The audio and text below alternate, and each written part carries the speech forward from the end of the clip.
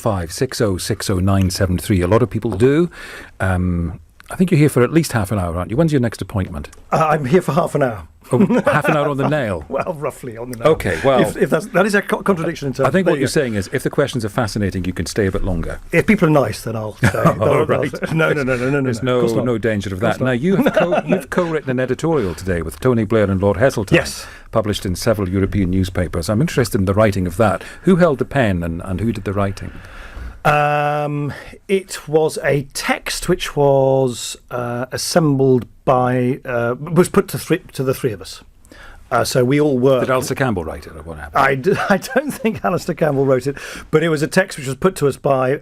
So we all work both together and with the campaign group at People's Vote, and they asked us, would we want to do it in principle, and we all said yeah, and they then sent through a draft, and then that gets fiddled around with, and it emerged from various people making little changes. Yeah. Okay. Article 50. Are you determined to stop Brexit?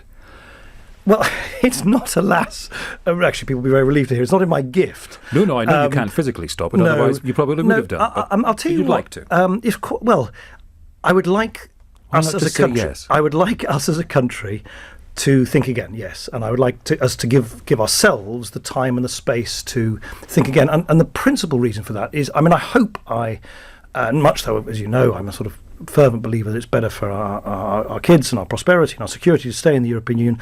I like to think that if the government was delivering something which approximates to what the British people were told they were going to get when they voted for Brexit, if by a narrow margin in the summer of 2016, I hope I would gracefully or disgracefully just sort of mind my own business. The longer this has gone on for 2.5 years now, and the more that the reality of Brexit departs from the utopian Brexit that was proposed to people, the more I think it's legitimate to say, well, maybe folks should be given a chance to sign this off before the process finally goes through. But why is it so hard for you to say what I believe you believe? I want to stop Brexit. Yes, no, I've published a book saying how to stop Brexit, so no, I've got no problem saying that. Okay, fine, okay. But if Remain had won 2 years ago, and then later there were calls for another vote, wouldn't you have opposed it? I'll take the better analogy is this. Let's say if Remain had won, and it was by the narrow margin, was it 600,000 votes in it? And let's say then, I think it was unlikely, but let's say then the winning side, the Remainers, me amongst them, said, right, the British people have, by a narrow margin, decided to stay in the European Union. We are now going to join a European army. We're going to join the Eurozone tomorrow. We're going to give up our rebate. We're going to scrap our exemption from Schengen. In other words, we are going to take the most extreme version of remaining in the European Union possible, and we're going to impose it on the country, even though none of these things were fully discussed at the time of the referendum.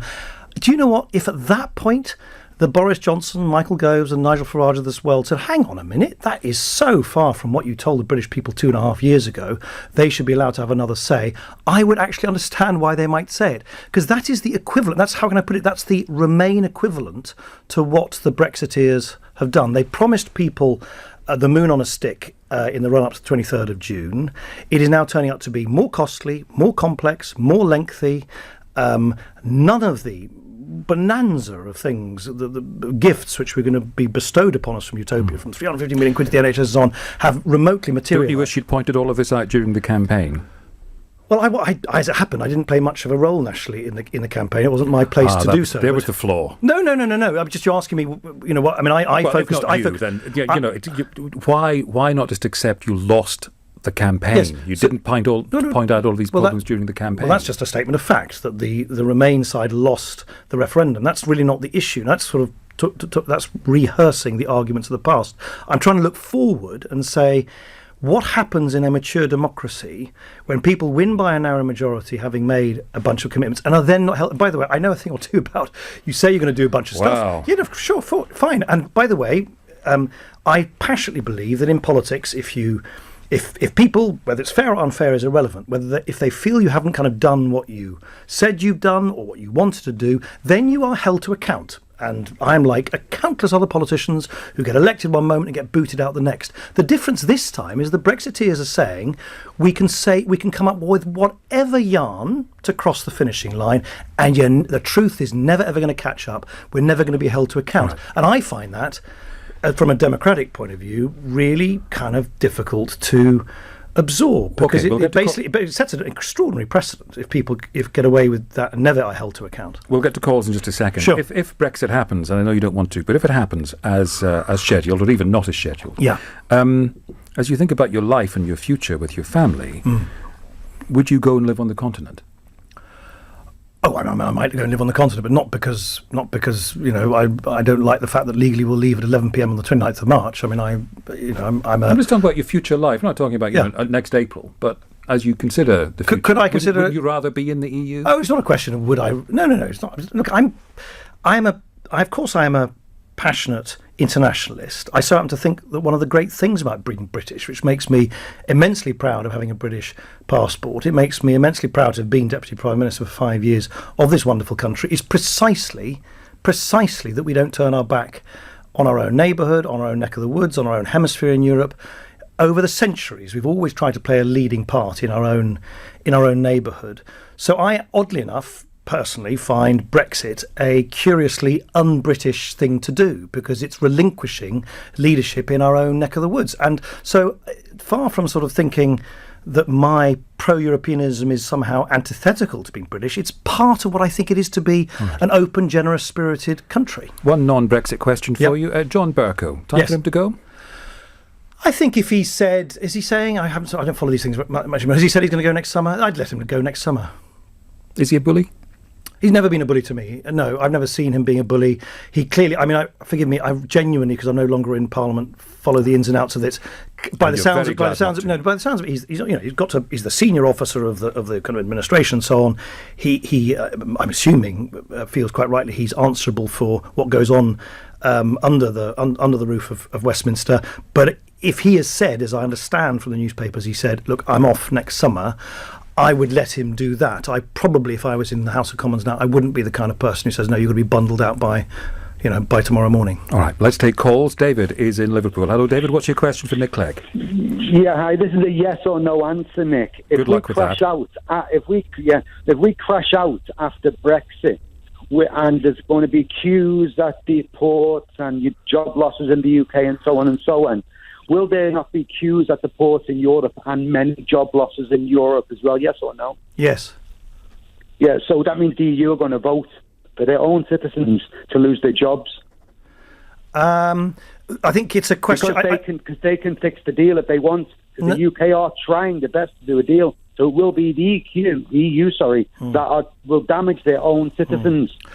So two things, David. Firstly, I think all the Europeans I've spoken to, and I've spoken to lots of European leaders over the last few months, in my view, are much more realistic than folk, certainly the Brexiteers here, who keep saying, oh, it's going to be wonderful, marvellous, it's going to be a walk in the park. They all say, this is bad for us, it's bad for everybody, it weakens the European Union, it does damage to other European economies. It depends slightly where, so it does a lot of damage to Ireland, a lot of damage to Holland and Belgium, a little, less if you're in Romania or Finland or whatever.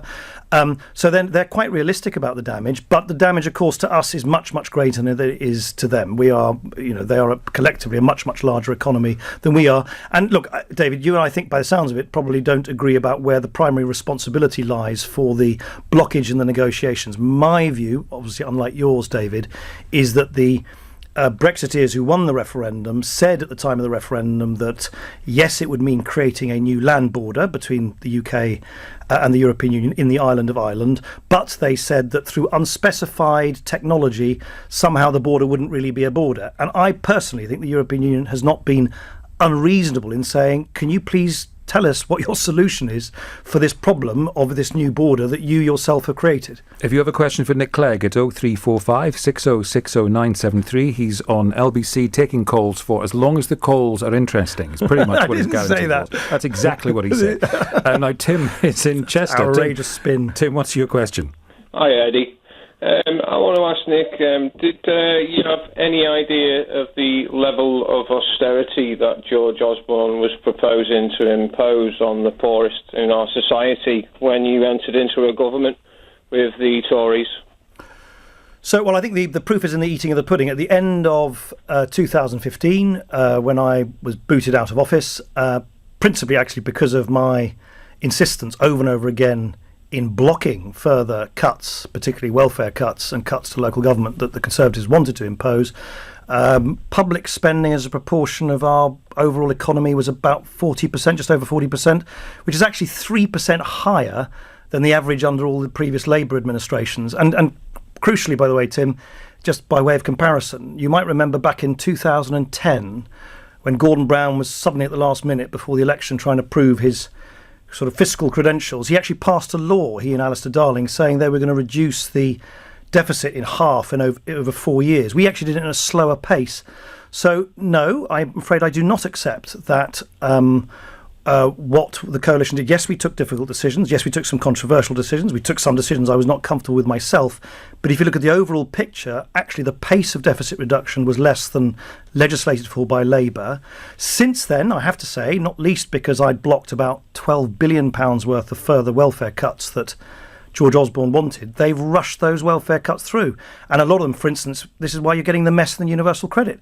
I constantly stop the Conservatives from paring universal credit back to the bone because then it doesn't work anymore. So, Tim, do you give him credit or blame? I still blame you, to be honest, Nick. I'm a disabled person, and since that government, I've had to jump through hoops. I've had my disability benefits stopped, and the tribunal isn't until next year, so I've been 12 months without disability payments because they lied at my work capability assessment, and I was stripped of my benefits, and I won't have had any disability payments for the whole year because they lied at that assessment. And I noticed at the time that there were second-hand shops popping up everywhere, big chains of second-hand shops where everyone could go and sell their stuff. And I blame you for that, Nick, and I blame the Tories for that, but I thought that the Liberal Democrats were a nice party and nice people, but you show to this whole country that you're just as bad as they are. That's all I'm obviously very sorry to hear. I can't comment on the individual circumstances of your work capability assessment, and I think you've said that they lied about it, so obviously I don't know those details. I'm not for one moment, Tim, somehow trying to pretend that it was either easy or uncontroversial in the wake of the biggest financial crisis, economic crisis this country has suffered back in 2008, to pick up the pieces and clean up the banks and stabilise the public finances. But he expected better from you lot. Well, as I say, I think the evidence, if anyone cares about evidence, particularly compared to what was planned by the outgoing Labour administration, is that we took great care. It's one of the reasons, by the way, why between 2010 and 2015 equality remained basically stable. It's now starting to creep up again badly because of many of the decisions which the Conservatives are imposing, particularly which affect child poverty, which I had blocked for 5 years. So I'm obviously not going to persuade you, Tim. Very sorry to hear about your personal circumstances. All right. Whether I like it or not, Tim, the moment I ended up going into government in the wake of the worst economic and financial crisis we've known since the Wall Street crash. All right, thank you. Robert is next in Dulwich. What's your question for Nick Clegg, Robert? Hi, good evening, gents. Nick, in the debate, or Mr. Clegg, in the debate on TV, and I'm not paraphrasing, you said this is a once-in-a-generation vote. So my question is, if I play the vote again and Leave wins again, how do we know that you won't push for a third vote on this, a third referendum? Oh. Yeah, what's your understanding of how long a generation is? So Robert, let me just explain the genesis of this idea of giving the British people a say on the final terms of the... Well, what about answering his point? You said it was once in a generation. If you just let me finish, I think I might be able to help, which is that I'm not saying we should repeat the referendum which was held on the 23rd of June 2016. The question will be completely different. The question will be, do you, now that you know what Brexit entails in practice compared to what you were told on the 23rd, in the run-up to the 23rd of June 2016, do you want to proceed? And by the way, the people who first floated this idea were not me or Ramonas or Remainers or whatever you want to call us, but were David Davis, John Redwood and others who said, and they've written great lengthy essays on it over the years, saying, look, this should be a process bookended by popular democracy. So first the people take a choice about whether they want to leave or not. Then there'll be a lengthy process, as indeed is proving to be the case about what Brexit means in practice. When people then have the facts that they clearly weren't privy to at the time of the first vote, they should be able to decide whether they want to go ahead with it or not. So you'd be comparing something quite different. The last time, the comparison was between a sort of series of utopian promises from Michael Gove, Boris Johnson, Nigel Farage and the rest, that all would be brilliant, and the present status quo. Next time it'll be between, in effect, the present status quo and what this hodgepodge deal that Theresa May's coming up with actually entails in practice. All right, Robert, what about the answer? Well, I mean, it doesn't preclude you from then stating, because you could theoretically say in future, actually, people didn't quite understand. We need to have another debate on this. Well, what worries me, what really worries me here, is I've lived in countries which don't have democracy, and they generally have very poor standards of living. And trade agreements and political unions, you can negotiate those. But democratic principle is something that's way more important. Yeah.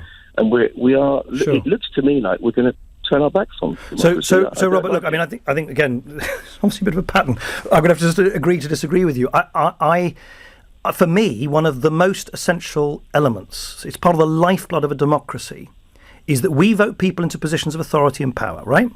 We then have a chance to judge whether they have basically done a good job or a bad job, whether they've met our expectations or not. That's why we have elections every few years. The whole point of a democracy is that it is a supple, living, breathing thing, which is able to adapt and respond and pass judgment on changing circumstances. It's a very new democratic concept to me that you have one shot at this, and it becomes like an Old Testament tablet of stone, which can never, ever be reopened. Well, don't say once in a generation. No, hang on. But what I'm saying is, I'm not saying we should have that vote again. That vote has happened. Now we need to somehow, this is to Robert's point, democratically decide whether we approve or not as a country, in the light of what's happened since the referendum to decide to leave the European Union, whether we approve of the actual concrete, practical effects of what Brexit means in practice. All right. Herbie is next in Harrow. What's your question, please, on LBC for Nick Clegg? Yes.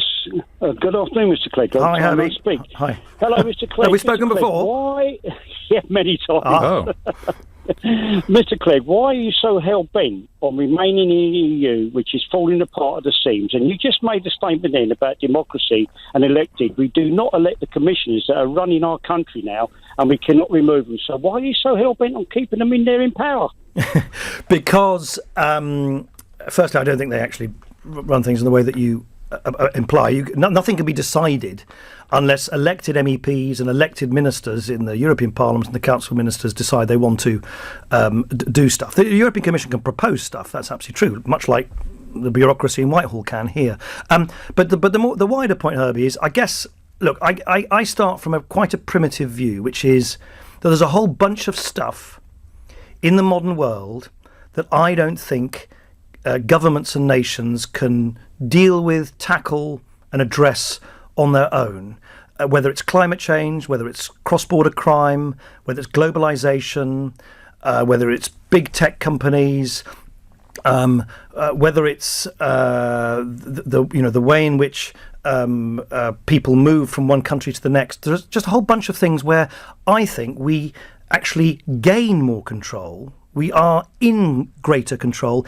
if we do stuff together. It's quite an old-fashioned principle, this idea that you have safety in numbers. And the world is a pretty unsafe place now, and I don't think it makes us stronger or richer or more secure by cutting ourselves off from the ability to decide stuff day in, day out with our nearest neighbours. Thank you for that. Let's try and find someone who's not an old friend of yours. Will is in South East London. Will, what's your question for Nick Clegg? Oh, good afternoon, Mr. Clegg. Hello, Will. As you say, at this time of this Brexit morass and various other problems around the world, it's often said a snap election or a general election would solve the problem. And yet, we've not had leaders' debates since 2010, which we had them in 15, didn't we? Not properly, though, because that was where we actually had every leader head-to-head. It was once, wasn't it, with yourself, Gordon Brown and the other guy. The other guy. Oh, those are the days. Those are the days, Will. There was a Sky News commission appeal, campaign for an electoral commission on leaders' debates, hitting 40,000. How big a deal do you think it is to have leaders' debates head-to-head where we, the voters, can look into the whites of your eyes? And do you support a commission over this?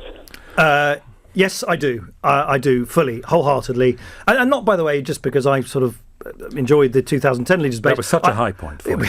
It was, well, someone would argue the high point. But Actually, several years later, I did a television head-to-head debate with Nigel Farage, where I definitely came off. Nigel Farage, where I came off. He's on for the whole hour after 6, by the way. You could stay on the whole hour. No, I'm definitely going to flee this building. Anyway, but more seriously, Will, I completely agree with the assertion you make, which is that. Particularly at a time, by the way, where politics in our country has become a little bit more almost presidential in demeanour. In other words, who are the leaders of the different parties? What are they like? What are their characters? Show us your mettle, that kind of stuff. Seeing them tested away from their spin doctors, away from their support team, just alone on a stage. Arguing with each other, taking questions from the public. I think it proved very popular. By the way, the reason why I got smothered by all the complications in 2015, of course, is that the Conservatives worked out it wasn't to their advantage to have these leaders' debates. So if you were Prime Minister and worked out it wasn't to your advantage, are you really telling me you'd turn out? No, absolutely. In the highly implausible scenario that I become Prime Minister in the remainder of my life. No, I believe in those debates. I think they're important. All right. Martin is next. Martin, what's your question, please, for Nick Clegg? I wanted to ask Mr. Clegg whether he was disappointed, or in retrospect, is he disappointed the fact that he went into coalition with the Conservative Party rather than taking the offer offered by Gordon Brown and the Labour Party, and to go in a coalition with the Labour Party after the inconclusive election?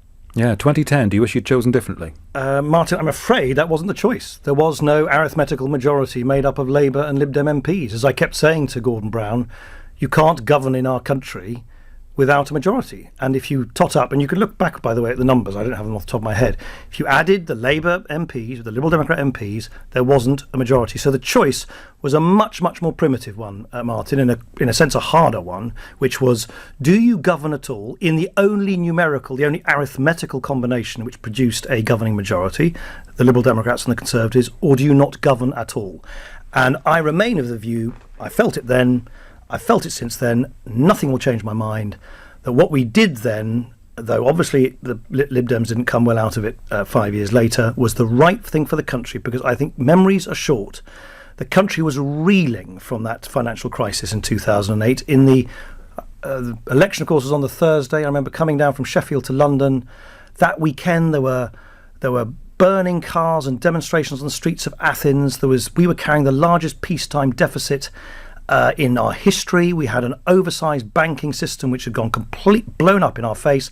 There was this real feeling that dominoes were falling one after the other in Europe, and that if we didn't get our act together and start forming a stable government and taking sensible decisions, we would be next in the firing line, and that would lead, in my view, would have led to real economic disarray, high unemployment, and people suffering, and I never would have wanted that on my conscience. Alexander in Hove next. Hello, what's your question for Nick Clegg? Hello, Nick. I was just wondering whether you think that electoral reform will ever come to Britain. Do you think we'll ever get rid of first past the post? These are tough questions for you. No, just don't ask a Lib Dem about PR. Yeah. We start frothing in the mouth. Then you'll be here till 6. I've got a very specific answer to you, Alexander. I've come to the conclusion, I've learnt this the hard way, because I tried to persuade both the Labour and the Conservative leaderships, not, by the way, just of electoral reform, because if you're interested in all this kind of stuff, Alexander, you may remember that the referendum we held in 2011 on electoral once in reform a generation, wasn't it? Was the policy, the so-called alternative vote, was the Labour proposal. It was from their manifesto, and they didn't lift a finger to win the referendum at the time. I also tried to persuade them to clean up and change party funding, to introduce a smidgen of democracy into the House of Lords, and so on. And basically what I learnt, Alexander, the hard way, is that these two vested interests, these two old parties, the Labour and the Conservative parties, for whom the rules of the game are immensely flattering. They're basically rigged to protect their sort of Buggins turn approach to power. They basically take turns in power. They will never, ever, it doesn't regard as what it says in their manifestos, what commitments they've made. The Labour Party, for heaven's sake, used to be the party of the people in the House of Lords, against the bastion privilege in the House of Lords, and they skewered the House of Lords reform themselves. So until you get them over a barrel, okay, 2 more seconds, Alexander. The answer is until you get Labour and the Conservatives over a barrel, and they have no choice but to accept electoral and political reform more widely, they will fight tooth and nail, and they will fight dirty to protect the system as it is. By the way, in our first hour, we talked about free TV licences for the over 75. Should they be scrapped? Well, I think this might be a case to have the means tested in some kind of way if you could, but I don't know whether that... Aren't there changes on that already? I can't sort of know. Well, reaching Lord back. Hall's thinking about it, but... Who? Lord Hall, exactly. Oh, yes, because it's now gone... It's now on the sort of BBC's... you see, you can't stop going on about your previous employer, you know. Well, exactly. Yeah. Now, who's next? Rebecca in Barnet, how are you? Hello, I'm good, thank you. What's your question, please? Hi, Nick. Hi, Rebecca. Hi, my question would be, as someone in their early 30s, what would you say to my generation that's growing increasingly apathetic and frustrated by the political climate at the moment? What can we do to make a change? Well, you are going to be running the show soon enough. That's what the passage of time does. You and your generation, if I can be that kind of sweeping about it, feel, understandably, perhaps in many respects, very shortchanged. The housing market's locking you out compared to your parents and your grandparents. The welfare state is now biased towards the old against the young. The stuff that I obviously was controversially involved in, changing the higher education funding stuff, means people are having to pay back more money for the university than their parents and their grandparents. And on top of that, we've taken this massive decision to leave the European Union against the overwhelming sentiment of young people. And so I just hope, all I can express to you, Rebecca, is a hope that you don't become apathetic, because if you feel your time is not nigh now, it will be soon, because that's just the way that things come about. And I just hope you hold on to those views, if you hold them, against Brexit, in favour of a fairer distribution between the generations, because you will be in a position soon to do something about it. Finally, Murdo has called in to ask whether you enjoyed your time as Deputy Prime Minister under David Cameron, and do you still stay in touch? Murdo, I enjoy listening. It was a very, very tough 5 years, but it was a huge privilege, and of course there was stuff that I immensely enjoyed, where I felt I could take decisions which I believe would make a difference. But listen, it's not a walk in the park being in government, and certainly not being a leader of a smaller party in a coalition. And yes, David Cameron and I, not frequently, but very occasionally, a sort of text is exchanged from time to time. But I haven't seen him for several months. What do you think he's going to say about you in his book? I don't know. I'm waiting with bated breath. You'll be straight. You should get him straight to the studio. To the index. First question you should be asking him.